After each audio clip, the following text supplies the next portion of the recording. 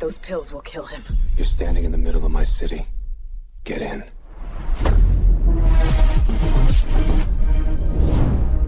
Stop. Don't let him take those pills. Brianna didn't remember stepping into the road. She only remembered the bottle. Amber plastic. White label. Her pharmacy's barcode, still on the side. 3 lanes away, inside a black sedan, a man's hand was reaching for it. Horn screamed. Someone shouted. A car swerved past her close enough that wind slapped her coat against her legs.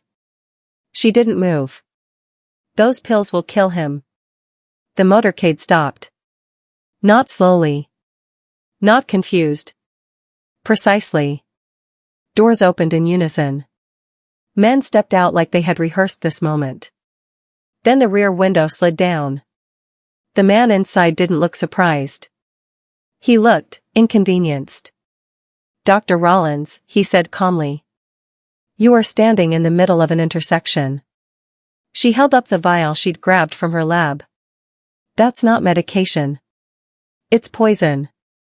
The city kept moving around them, but inside that car, everything went still. My brother is dying, the man said. Yes, Brianna replied. And if he takes those, he'll die faster. Silence stretched. Then he spoke without looking away from her. Check the driver. The man moved instantly. His eyes returned to hers. Get in. Not a request. If you're right, you just saved the only person in this world I care about. If you're wrong, you will wish you hadn't. Brianna got in the car. She didn't know it yet. But stopping that car would turn her from a pharmacist into a weapon. And by morning, the underworld would be hunting her. The Moon Estate rose from the Seoul hillside like a fortress wrapped in glass and tradition. Brianna pressed her face against the sedan's tinted window as they passed through 3 separate security checkpoints, each more intimidating than the last. Armed guards. Cameras that tracked every angle. Walls topped with technology she couldn't even name. Your brother, she said, turning to G-Sub. How long has he been sick? 4 months. His jaw tightened. The doctor said it was his heart. Weak from birth. They gave him pills to make it stronger. And instead, someone's been poisoning him. Brianna's fingers drummed against the vial in her lap. I need to see every medication he's taking. Every supplement. Every tea. Everything. G-Sub's phone buzzed. He answered in rapid Korean, his voice sharp and commanding. When he hung up, his expression had darkened. The driver confessed. He was paid 2 million won to make the switch at the pharmacy. Paid by who? He died before he could tell us. G-Sub's tattooed fingers curled into a fist. Cyanide capsule. Hidden in his back tooth. Brianna's stomach dropped. This wasn't just murder. This was a conspiracy. The car stopped in front of a massive traditional Korean house with curved roofs and carved wooden doors. But as they stepped inside, Brianna saw the building was only a shell. Behind the ancient architecture was pure modern luxury, marble floors, floor-to-ceiling windows, and technology everywhere. The West Wing, G-Sub said, leading her down a hallway lined with priceless art. No one uses it except for storage. You can set up there. He pushed open double doors, revealing an enormous empty room with natural light pouring through glass walls. The space overlooked a private garden where cherry trees swayed in the breeze. I need equipment, Brianna said immediately, her mind already racing. A spectrometer to identify unknown chemicals. A centrifuge. pH meters. Refrigeration for samples. And a fume hood in case I'm working with anything toxic. G-Sub pulled out his phone. Make a list. My people will have everything here by morning. I need it tonight. His eyebrow raised. Dr. Rollins, some of that equipment takes weeks too. Your brother doesn't have weeks. Brianna stepped closer, meeting his intimidating gaze without flinching. Every hour we wait is another hour the poison works through his system. Someone inside your organization wants him dead badly enough to set up an entire network. They're not going to stop just because we caught one driver. For a long moment, G-Sub studied her face. Then something shifted in his expression, a hint of respect breaking through the ice. 6 hours, he said. I'll have everything you need in 6 hours. He made 3 phone calls, each one shorter and more threatening than the last. Brianna heard him switch between Korean and English, dropping names that made people on the other end immediately agree to impossible requests. When he finished, he looked at her with those dark, weighing eyes. The equipment will arrive by midnight. My brother is in the East Wing, 3rd floor. His nurse will bring you samples of everything he's been taking. I want to meet him, Brianna said. I need to see his symptoms myself. Tomorrow. Tonight, you prove you're as good as you claimed in that intersection. G-Sub moved toward the door, then paused. Dr. Rollins? In this house, trust no one. Not the staff. Not the guards. Not even the doctors. What about you? His tattooed hand gripped the door frame. Especially not me. Brianna's new lab smelled like chemicals and possibility. At 2 a.m., surrounded by equipment that had arrived exactly on schedule, she lined up 15 amber bottles on her workspace. Each one contained medication prescribed to Minho Moon over the past 4 months. Her hands moved with practiced precision. Sample after sample went into the spectrometer, a machine that could identify the exact makeup of any substance. The computer screen filled with colorful graphs and chemical formulas. The heart medication checked out clean. So did the vitamins. The pain relievers were fine. Then she tested the digestive supplement. Brianna's breath caught in her throat. The graph on her screen showed a spike that didn't belong. She ran the test again, certain she'd made a mistake. Same result. No, she whispered, leaning closer to the monitor. No, no, no. The supplement contained thallium, a heavy metal so toxic it had been banned in most countries. Worse, the levels were perfect. Not enough to kill quickly. Just enough to accumulate slowly in the body over months, mimicking the symptoms of heart failure. Weight loss. Fatigue. Muscle weakness. Hair falling out in patches. Brianna pulled up Minho's medical file on the tablet G-Sub had provided. Every symptom matched. The doctors had been treating heart disease while poison crept through his system 1 pill at a time. She tested the next bottle. More thallium. And the next. Thallium again. 5 different medications, all contaminated with the same deadly metal. This wasn't a simple swap at the pharmacy. Someone had been poisoning Minho from inside the estate itself, probably for months before the cyanide attempt. Brianna's hands shook as she printed the test results. Dawn light was breaking over the garden outside, painting the cherry trees gold. She had proof.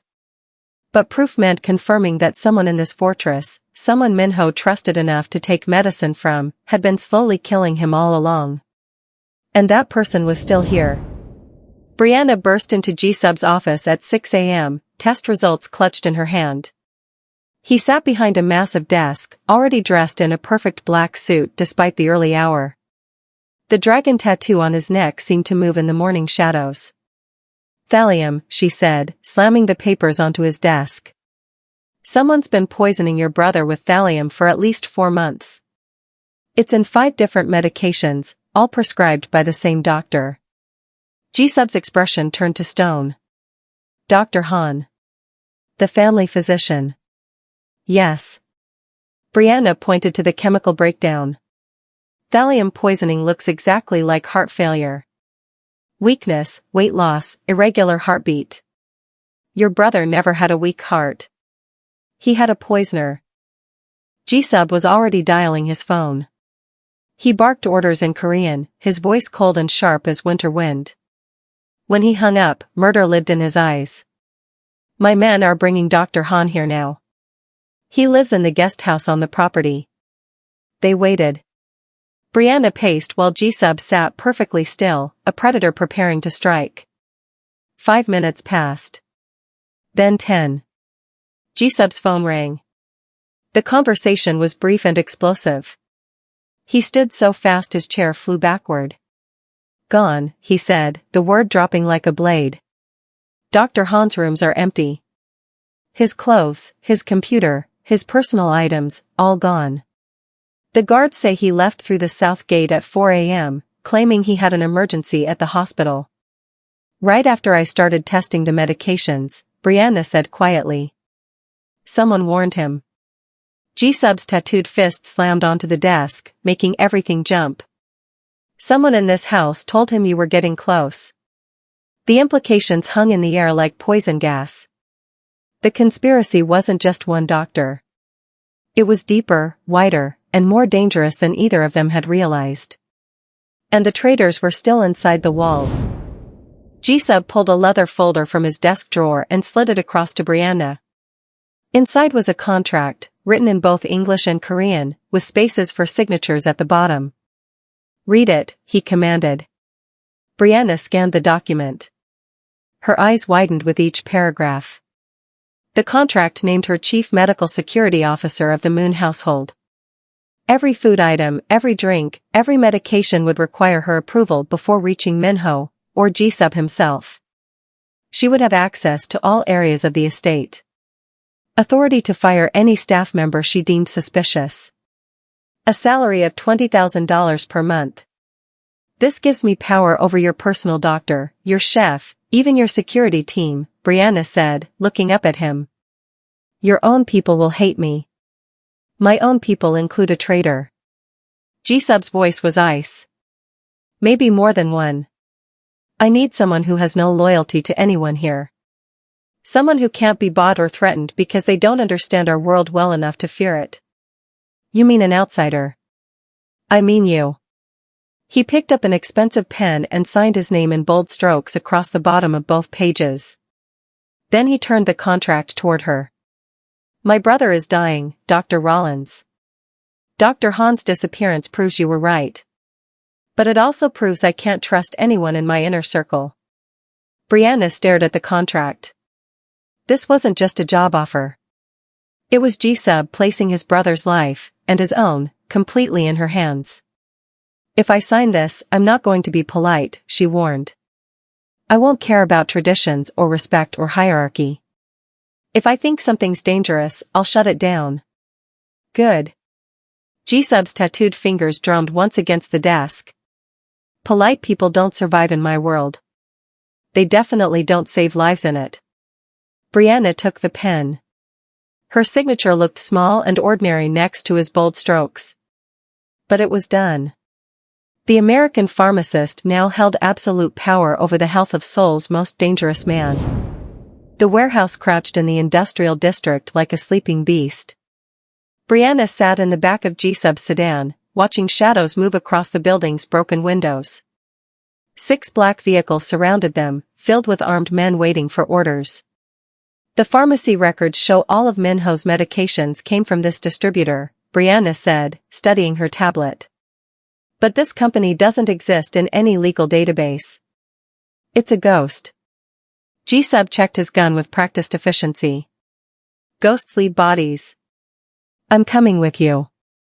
His head snapped toward her. "Absolutely not. You stay in the car with 2 guards. This is my investigation." Brianna's voice was steel. "That contract you signed makes me responsible for medical security. I need to see how they're contaminating the drugs. I need to know if there are more poison batches out there." For a moment, G-Sub looked like he might argue. Then something shifted in his expression, that same flicker of respect she'd seen before. "Stay behind me. Touch nothing. If shooting starts, you run." They moved through the darkness like shadows, G-Sub's men spreading out in perfect formation. The warehouse door hung open, creaking in the wind. Inside, rows of metal shelves stretched into blackness, stacked with pharmaceutical boxes. Brianna pulled out a small flashlight. The beam caught labels, lot numbers, expiration dates. Everything looked legitimate until... there. She pointed to a separate room behind a plastic curtain. Through the translucent material, she could see a workbench, scales, and rows of amber bottles. G-Sub signaled his men to sweep the rest of the warehouse. Then he pushed through the curtain, gun raised. The room was empty but recently used. Coffee cup still warm. A laptop open on the table, its screen glowing with spreadsheets. Brianna leaned over the computer. Her blood went cold. G-Sub, she whispered. This isn't just about your brother. They've contaminated medications going to 12 different families. They sat in G-Sub's private study, the stolen laptop between them, both too wired to sleep despite the dawn breaking outside. Brianna had been staring at spreadsheets for hours, tracking poison across Seoul's underworld like a plague map. 12 families, she said again, rubbing her tired eyes. All rival organizations or business competitors. Someone's trying to start a war. G-Sub stood at the window, his back to her. In the early light, she could see the full extent of the dragon tattoo wrapping around his neck. The scales were so detailed they seemed to shimmer when he moved. Why a dragon? The question escaped before Brianna could stop it. Sorry. That's personal. I shouldn't. I was 15, G-Sub said quietly, still facing the window. My father's enemies came for our family. They killed my parents and set our house on fire. Minho was only 8. I carried him out through flames. Brianna's breath caught. The doctor said I wouldn't survive. 3rd-degree burns across 60% of my body. I spent 4 months in a hospital, wrapped in bandages, screaming through every treatment. He turned to face her, his tattooed hand touching his neck. When I finally healed, the scars were so bad that people couldn't look at me without fear or pity. So you covered them. I transformed them. His fingers traced the dragon's scales. In Korean mythology, dragons are survivors. They control water and overcome fire. Every tattoo is placed exactly over a scar. The dragon on my neck covers where the flames nearly took my throat. These on my hands, he held them up, are where I grabbed burning wood to clear a path. You turned your pain into armor, Brianna said softly. I turned my survival into a warning. G-Sub's eyes met hers. Anyone who sees the iron canvas knows I've already survived the worst. Nothing they do will hurt worse than that fire. The package arrived during breakfast, delivered by a messenger in traditional Korean dress. A wooden box wrapped in gold paper, accompanied by a formal card written in elegant calligraphy. It's from the Park family, G-Sub's assistant explained, bowing as he presented it. A peace offering after yesterday's misunderstanding at the summit. G-Sub reached for the box. Brianna's hand shot out, stopping him. Nothing enters without testing, she said firmly. That's the rule. The assistant's face showed barely concealed annoyance, but G-Sub nodded. Take it to Dr. Rollins' lab. In her workspace, Brianna carefully cut the gold wrapping. Inside lay 2 magnificent silk robes, one black and one deep blue, embroidered with silver threads and patterns of cranes and mountains. The craftsmanship was breathtaking. These cost more than my car, Brianna muttered, pulling on latex gloves. She ran a gloved finger along the fabric's edge, then held it under ultraviolet light. The silk glowed faintly purple. Her heart started racing. She scraped a tiny sample from the fabric and placed it under her microscope. The slide revealed crystalline structures that made her stomach turn. No, she breathed, running a chemical test strip across the robe's collar. The strip turned dark red immediately. She grabbed her phone and called G-Sub. Don't touch anything the messenger touched. Get him isolated now. What did you find? The robes are coated with contact poison, probably a modified version of VX nerve agent. Brianna's hand shook as she sealed the robes in a hazmat bag. It's designed to absorb through skin. If you'd put that on, you would have been dead in 20 minutes. Silence on the other end. Then G-Sub's voice, colder than she'd ever heard it. The messenger? Quarantine him. He might not even know he's been used. Brianna stared at the beautiful, deadly silk. But someone just tried to kill you with a gift. The summit took place in a private room beneath one of Jisub's nightclubs. Brianna watched from a security booth as 5 of Seoul's most dangerous people gathered around a circular table. Each boss brought 2 guards. Each wore expressions that could cut glass. Air quality is normal, Brianna said into her headset, watching the monitors that tracked every chemical in the sealed room. Oxygen levels, good. No toxins detected. Jisub sat at the head of the table, the dragon on his neck visible above his collar. He'd insisted on this meeting after the poisoned robes, a chance to look his enemies in the eye and see who flinched.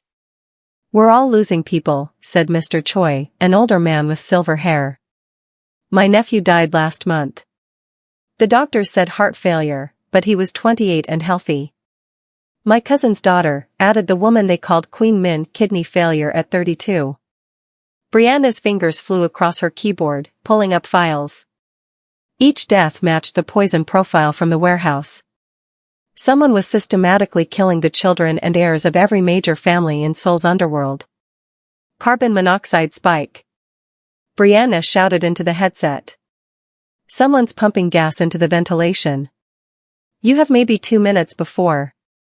The lights went out. Emergency red lighting kicked in, bathing everything in blood-colored shadows. On the monitors, Brianna watched the bosses jump to their feet, guns drawn, guards rushing toward the doors. Doors are locked, Jisub's voice came through, eerily calm. We're trapped. Brianna's heart hammered as she watched the carbon monoxide levels climb.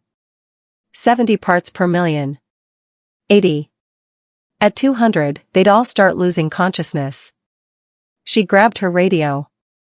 Jisub, the ventilation control panel, northwest corner, behind the decorative screen. There's an emergency override. Red button, turn it counterclockwise. Found it. Through the monitor, she saw him move. The number stopped climbing. Then slowly, it began to fall. Brianna woke at 3 a.m. to the sound of breaking glass. She bolted upright in the guest room adjacent to her lab, heart pounding. Through the connecting door, she could see movement, a dark figure crouched beside her equipment shelves. Her phone was on the nightstand. She grabbed it silently, texting Jisub's emergency number with shaking hands, lab intruder. Now. The figure pulled bottles from the shelves, reading labels with a small flashlight. Then they unscrewed one of her reagent containers and poured clear liquid inside, contaminating her testing supplies. If Brianna used those chemicals tomorrow, every test would give false results. She wouldn't be able to detect poison. Minho would be vulnerable again. Rage burned through her fear. Stop right there, she said, hitting the lab lights. The intruder spun around. Brianna's stomach dropped. It was Nurse Yu, the gentle older woman who'd been caring for Minho since he was a child. The woman who brought him medicine every morning with a warm smile. Dr. Rollins, Nurse Yu said, her voice trembling. Please. They have my daughter. If I don't do this, they'll kill her. Who has her? I don't know. They only call, never show faces. They said sabotage your lab or, tears streamed down her face. She's only 16. The lab door burst open. Jisub entered with 4 guards, gun drawn. His eyes went from Brianna to Nurse Yu to the contaminated chemicals. Wait, Brianna said quickly, stepping between them. She's being blackmailed. They have her daughter. Jisub's expression didn't soften. How long? 2 weeks, Nurse Yu whispered, falling to her knees. I'm sorry. I'm so sorry. I never wanted to hurt Minho. I love that boy like my own son. Jisub lowered his gun slowly. Then help us find who's doing this. Before they kill us all. Minho collapsed during breakfast. Brianna was testing the morning tea when she heard the crash from upstairs. She took the stairs 3 at a time, bursting into Minho's room to find Jisub cradling his brother's convulsing body. He can't breathe, Jisub said, his voice cracking for the first time since she'd met him. Do something. Brianna dropped to her knees, checking Minho's pulse. Too fast. His lips were turning blue, foam gathering at the corners of his mouth. She pulled back his eyelids, pupils like pinpoints. It's the thallium, she said, her mind racing through chemistry she'd studied years ago. His body's finally reached toxic levels. We need Prussian blue, it's the only antidote. I'll have it here in 20 minutes. We don't have 20 minutes. Brianna pressed her fingers to Minho's neck, feeling his pulse stutter. And even if we did, Prussian blue takes days to work. He needs something faster. She ran back to her lab, G-Sub carrying his unconscious brother behind her. Her hands flew across bottles and vials, pulling compounds she'd never mixed together before. What are you doing? G-Sub demanded. Making a chelating agent, something that'll bind to the thallium in his blood and pull it out through his kidneys. Brianna's hands shook as she measured precise amounts into a beaker. I've never done this outside a textbook. If I get the ratio wrong, it could kill him faster. And if you do nothing? He dies in the next hour. She heated the mixture carefully, watching it turn from clear to pale yellow. This is experimental. Dangerous. There's maybe a 30% chance it works. G-Sub laid Minho on the examination table. 30% is better than 0. Do it. Brianna filled a syringe, said a prayer she didn't know she remembered, and injected the antidote into Minho's arm. Now they could only wait. Brianna never saw them coming. That was the part that haunted her later. She left the lab just after midnight, exhaustion weighing down her limbs. Minho was stable, barely, but stable enough that her experimental antidote had bought them time. Not safety. Just time. The corridor outside the West Wing was quiet. Too quiet. She keyed into her phone, reviewing Minho's latest vitals, already thinking 3 steps ahead, renal clearance rates, toxin half-life, what she'd need to synthesize next if the chelator failed. She didn't hear the footsteps behind her. A hand clamped over her mouth. Something sharp pressed into the side of her neck. She had just enough time to register the smell, sweet, chemical, before her vision fractured into sparks. Brianna woke to darkness and movement. The low hum of an engine. The vibration of tires against asphalt. Her wrists were zip-tied behind her back. Ankles bound. A hood pulled tight over her head, thick fabric pressing against her eyes and mouth. She tested the restraints automatically. Plastic. Industrial grade. Not rushed. Professional. Her heart rate stayed steady, not calm, but controlled. Panic wasted oxygen.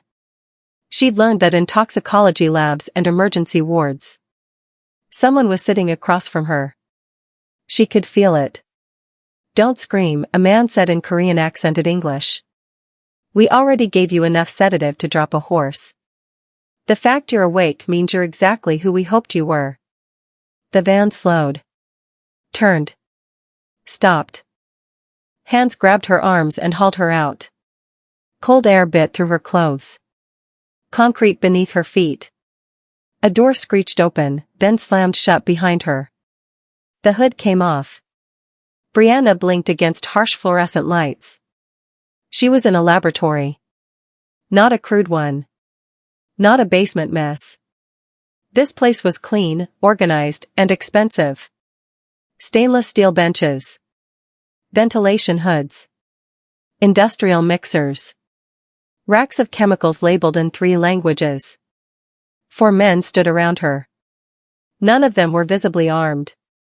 They didn't need to be. One stepped forward. Older. Well-dressed. Clinical eyes.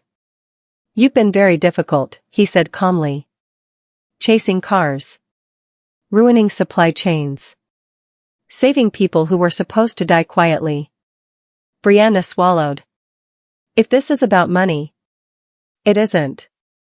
He cut her off. It's about precision. He gestured to the lab around them. We've tried cyanide. Thallium. Cardiotoxins. VX derivatives. They all leave traces. Patterns. Signatures. He leaned closer. You don't. Brianna's blood chilled. You're an American-trained pharmacist with advanced analytical skills, he continued. You identified slow burn poisoning that fooled entire hospital systems. You created an improvised chelator that reversed months of heavy metal exposure. He smiled thinly. You're wasted on one patient. What do you want? Brianna asked. A poison, he said simply. Perfect. Untraceable. No taste. No smell. No residue. Something that mimics natural organ failure across demographics. Another man placed a tablet on the bench in front of her. Photos filled the screen. Men. Women. Young. Old. All powerful. All of them are problems, the first man said. And all of them will die quietly, unless you cooperate. Brianna's jaw tightened. If you think I'll help you murder people. We don't think, he interrupted. We know. He tapped the tablet. The screen changed. A live video feed. G-sub. Walking through the estate courtyard. On edge. Armed guards everywhere. Then another feed. Minho. Asleep. Pale. Vulnerable. Machines humming softly beside him. Brianna's chest constricted. You will work, the man said gently. Or we stop pretending your brother-in-law's recovery matters. Her voice shook despite her effort. You touch a man. And what? The man asked. You'll chase another car? Silence stretched between them. Then he slid a pen across the bench. You'll design it here, he said. You'll write the formula. You'll supervise synthesis. You'll make it clean. And if I sabotage it? His eyes hardened. Then Minho dies first. Slowly. Publicly. As proof. Brianna stared at the lab equipment. At the chemicals. The tablet is still glowing with G-sub's image. She had spent her life learning how to stop poison. Now they were asking her to create it. Think carefully, the man said. History doesn't remember scientists who refuse. It remembers the ones who change the world. Brianna picked up the pen. Not to sign. To buy time. Because if they thought she was going to build them the perfect poison. They had no idea how dangerous a pharmacist could be when forced to think like a killer. G-sub stood in the parking garage where Brianna had disappeared, holding her dropped phone like it was made of glass. Security footage showed the kidnapping, 3 men, a black van, professional execution. They'd been gone for 4 hours. Burn it down, he said quietly. His second-in-command hesitated. Sir? Every operation belongs to families who didn't attend the summit. Every warehouse, every business, every safe house. G-sub's tattooed hand clenched into a fist. The iron canvas is going to war. By sunrise, everyone in Seoul will know, you don't touch what's mine. Within an hour, the underworld erupted. G-sub's forces hit 12 locations simultaneously. He walked through each one personally, the dragon on his neck visible to every terrified face he interrogated. Where is the American doctor? Most didn't know. Those who lied didn't live long enough to try again. At a gambling house in Itaewon, G-sub found his first real lead. A money counter who'd overheard something about the scientist being moved to an old pharmaceutical building in the industrial district. Which building? G-sub pressed his gun against the man's temple. I don't know. I swear. They just said it used to make antibiotics before it shut down in 2019. G-sub was already moving, his men running to keep up. He pulled up property records on his phone while driving, 3 abandoned pharmaceutical plants in that area. He'd hit all 3 if necessary. The first was empty. The second was being used by squatters. At the third, his thermal cameras picked up heat signatures in the basement. 6 bodies. One smaller than the others. G-Sub didn't wait for his tactical team. He kicked in the door himself, moving through darkness like a shadow, following the sound of voices underground. Then he heard it, Brianna's voice, angry and defiant even in captivity. The iron canvas smiled. Time to remind Seoul why they feared him. The rescue had been brutal and efficient. G-Sub's team dismantled the kidnapping operation in under 8 minutes. The explosives at the estate turned out to be fake, a bluff that had almost worked. Now, 3 days later, Brianna sat in her lab, hands still shaking occasionally when she remembered the concrete room. Minho was recovering upstairs, his color finally returning. But the conspiracy remained unsolved. G-Sub entered without knocking, carrying a small black case. The Minister of Health agreed to meet, he said. Tonight. Neutral ground. He claims he can expose who's behind the poisoning network. You think it's a trap? I know it's a trap. G-Sub opened the case, revealing what looked like a smartwatch and several small sensors. Which is why you're coming with me. Brianna picked up the watch. What is this?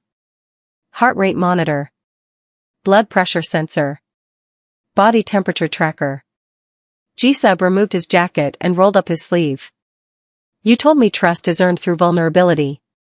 So I'm giving you mine. She stared at him. You want me to monitor your vitals during the meeting? I need someone watching for poison. Gas. Drugs in the air.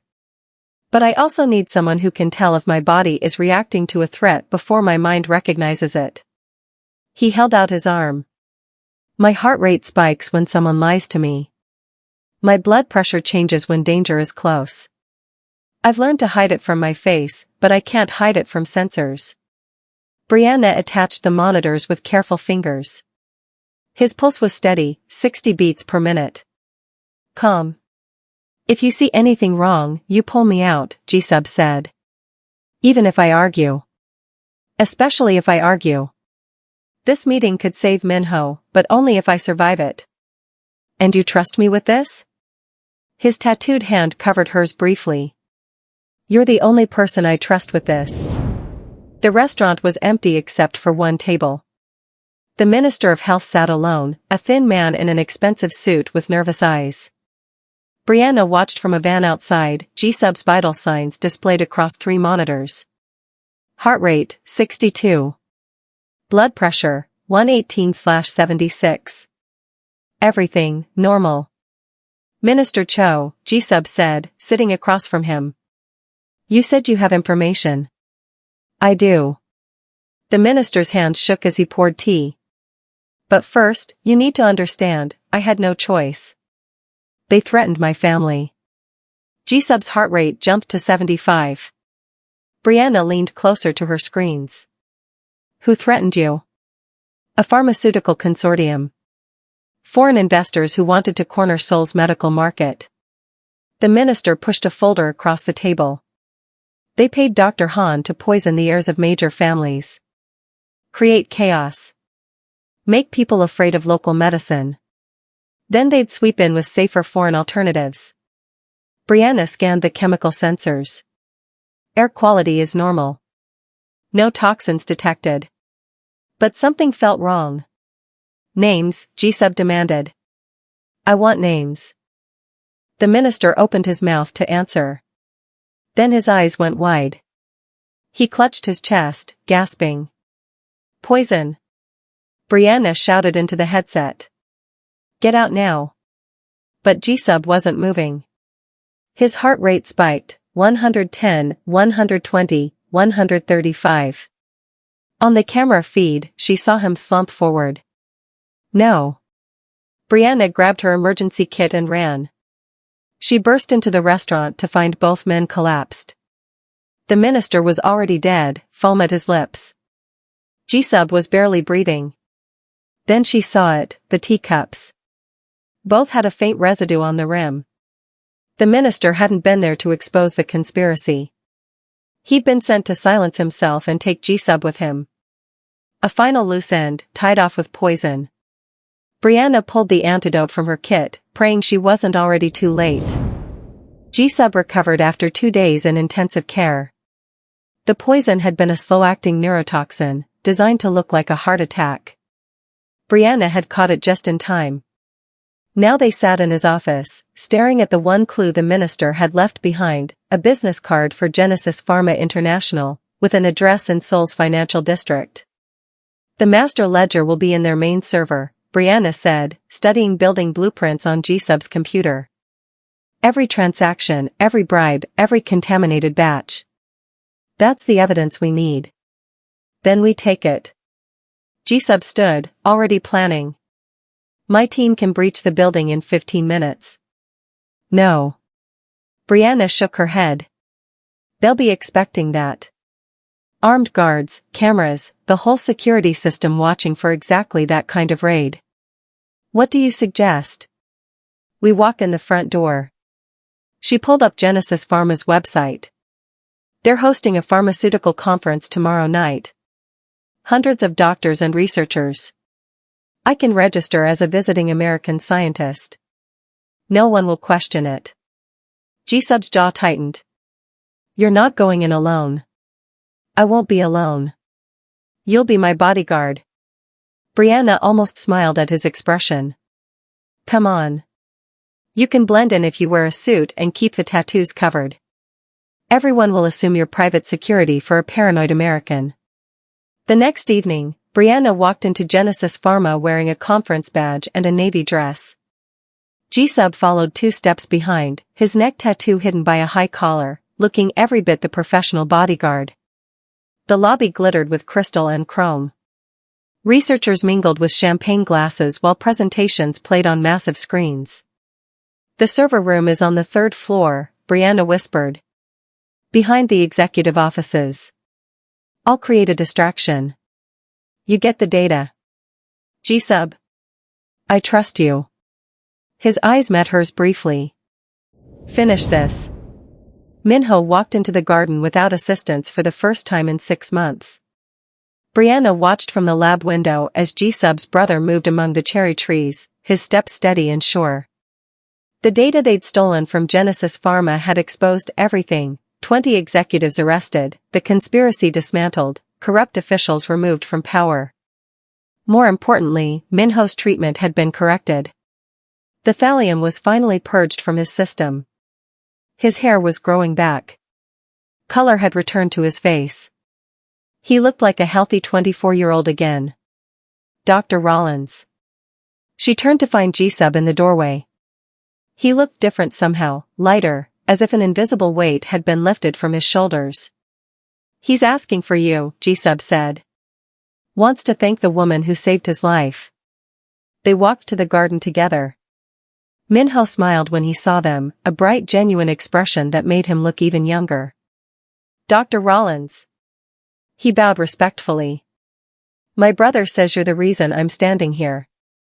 Your brother did most of the work, Brianna said, embarrassed. I just ran the tests. She chased down my car in the middle of Gangnam, G-Sub corrected quietly. Risked her life multiple times. Got kidnapped because of us. Ran into a building to save me from poison. His eyes met hers.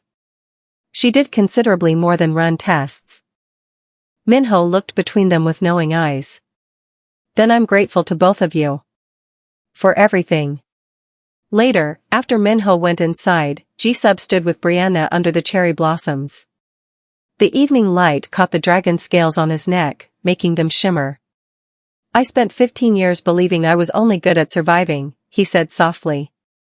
At being hard. Untouchable. The iron canvas. He touched the tattoo on his neck. You showed me I could be something else. What's that? Healed.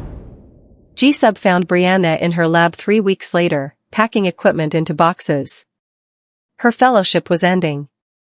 Her visa would expire in 2 days. You're leaving, he said. It wasn't a question. My contract's up. Time to go home. Brianna sealed another box with tape, not looking at him. Minho's healthy. The conspiracy's destroyed. My work here is done. What if it wasn't? She finally turned. G-Sub stood in the doorway wearing a suit she'd never seen before, charcoal gray, perfectly tailored, making him look less like a crime boss and more like a businessman. "I'm dissolving parts of the syndicate," he said. "Moving the family business is fully legitimate. Biomoon Industries is launching a new division, an international medical foundation focused on detecting pharmaceutical fraud and poisoning." Brianna's heart skipped. "That's ambitious. It needs a director. Someone brilliant. Someone who can't be bought or intimidated. Someone who's already proven she can take on an entire corrupt system and win." He pulled an envelope from his jacket. "Someone like you." Inside was a contract. Director of the Moon Medical Foundation. A salary that made her previous pay look like pocket change. Full authority over operations. Offices in Seoul, New York, and London. "You want me to stay," Brianna whispered. "I want you to build something that matters." G-Sub stepped closer. "Everything you did here, saving Minho, exposing Genesis Pharma, stopping a war between families, imagine doing that globally. Finding poison before it kills. Protecting people who can't protect themselves. Why me? Because you stopped my car in the middle of Gangnam when everyone else would have walked away." His tattooed hand touched hers gently. "Because you see people worth saving, even when they're covered in ink and blood. Because you're the bravest person I've ever met." Brianna looked at the contract, then at G-Sub. "When do I start?" The farmers' market in Hongdae was packed with Saturday morning crowds. Brianna walked through the stalls, G-Sub beside her, no guards, no armored cars, no weapons visible. Just two people buying vegetables. "You're sure about this?" G-Sub asked quietly, his hand instinctively moving toward where his gun usually sat. Nothing was there. "Relax." Brianna picked up a bundle of fresh herbs, examining them. "I tested the air quality before we came. Scanned for surveillance. Your security team is watching from a distance, dressed as regular shoppers. And I have emergency antidotes in my bag for 12 different poison types. So completely safe," he said with dry humor. "No. But calculated risk." She paid for the herbs and handed them to him. "You can't live in a fortress forever, G-Sub. Minho's recovering because he gets fresh air and sunlight now. You deserve the same." An old woman at a fruit stand called out to them in Korean.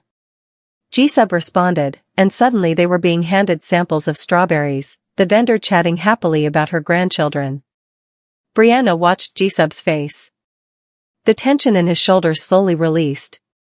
He smiled, genuinely smiled, at something the old woman said. The dragon tattoo on his neck was visible above his casual shirt collar, but here in the bustling market, it seemed less intimidating. Just part of who he was. "She says these strawberries are organic," G-Sub translated. "Grown without chemicals. Then we'll take 2 boxes." Brianna grinned. "I'll test them anyway, but I trust her."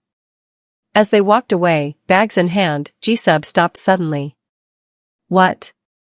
Brianna asked, concerned. "Nothing." He looked around at the market, the people, the normal everyday life happening around them. "I just realized, for the first time in 15 years, I feel safe. Not because of guns or guards or walls. Because of what?" His tattooed hand found hers. "Because of you." 6 months later, the Moon Medical Foundation opened its doors to the public. The building stood in the heart of Seoul, glass and steel rising toward the sky, with Brianna's lab occupying the entire top floor. She stood at the window, watching the ribbon-cutting ceremony below. Minho gave the speech, healthy and confident, talking about second chances and the importance of medical safety. Board members and politicians clapped. Cameras flashed. "You should be down there," G-Sub said, coming up behind her. "This is your victory. It's our victory." Brianna turned to face him. The dragon tattoo on his neck caught the afternoon light. She'd traced those scales with her fingers countless times now, learning the story behind each one. "You're the one who built all this. I just provided the money. You provided the vision. He pulled a small box from his pocket. Speaking of which, I have something for you. Inside was a pendant, a delicate gold dragon, its scales etched with the same detail as his tattoos.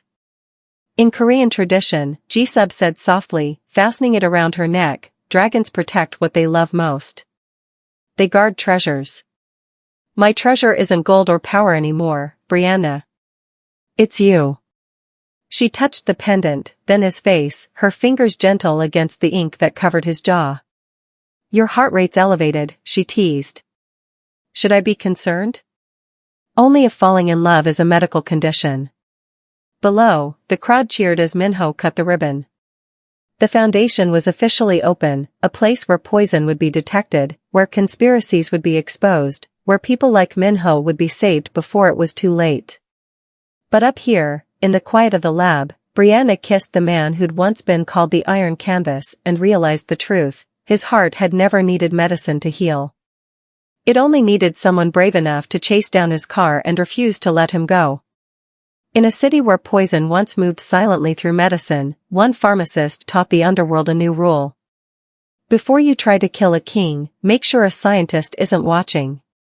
Because sometimes, the most dangerous person in the room isn't the one with the gun. It's the one who understands what's in the bottle. Would you have stopped the car, or walked away?